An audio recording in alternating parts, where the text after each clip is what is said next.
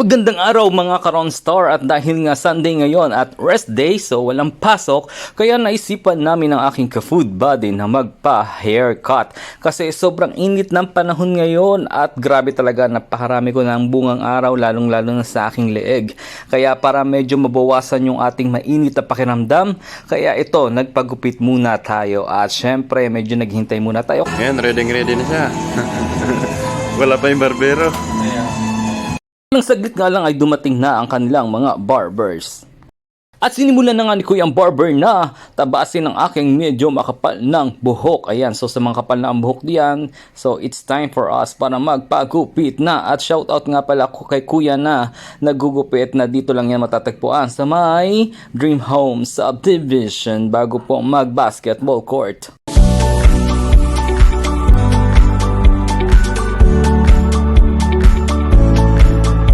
Ala, sige kuya, ayusin ang pagtabas at baka mapasama ang aking tenga sa iyong paggugupit. Pero in fairness naman kay kuya, talagang aral na aral niya ang paggugupit at talaga namang marunong siya, lalo na doon sa haircut na nirequest ko sa kanya, kaya alam niya ang kanyang ginagawa. So sa mga gusto magpagupit, dito lang po yan, malapit sa may basketball court, matatagpuan.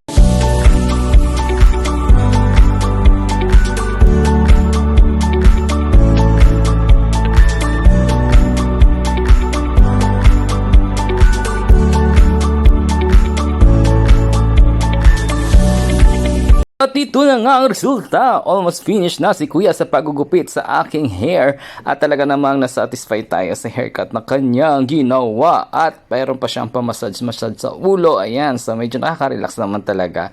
Ayan, so medyo gumaan ang ating pakiramdam kahit medyo marami tayong bungang araw for today's video.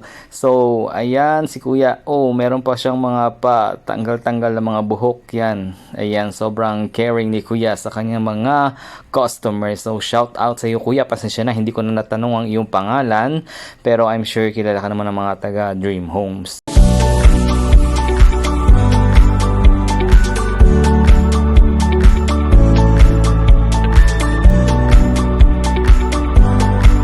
Pagkatapos ko ang gupitan ay sinimulan na rin gupitan sa may kabilang upuan ang aking kabady. Ayan, dapat sana sabay kami kaso siya yung tagahuha ng video sa akin at ako naman ngayon ang kumukuha ng video sa kanya. Ayan naman ang kanyang before. So tingnan natin mamaya kung anong itsura niya, kung magiging gwapo ba ulit or talaga naman pogi pa rin at hindi naman na bago. So yan si kuya, napakagaling din po niyang magupit. So shout out kay kuya. Ayan, ganyan tayo mag video, minsan nakaka-distract talaga at talagang tinututok din ng camera.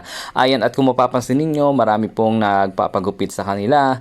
Ayan na po ang finished product ng aming mga gupit at ito na nga, medyo na-relax tayo ng konti dahil nabawasan yung ating hair. At ito na nga, it's time to go home or go back home. Ayan, at syempre dadaan muna tayo dito sa may tindahan. Ayan, so samahan niyo ako, meron lang akong bibilhin saglit pero talaga namang ibinidyo pa rin, no?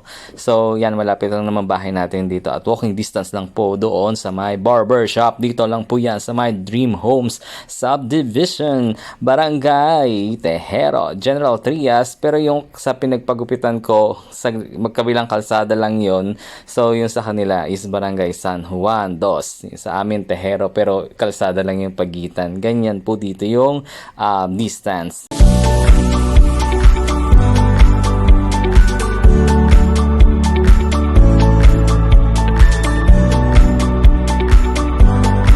Nakatapos na nga tayo magpagupit. So maraming salamat sa inyo mga ka-Ronstar. So thank you for watching and this is Ronstar TV.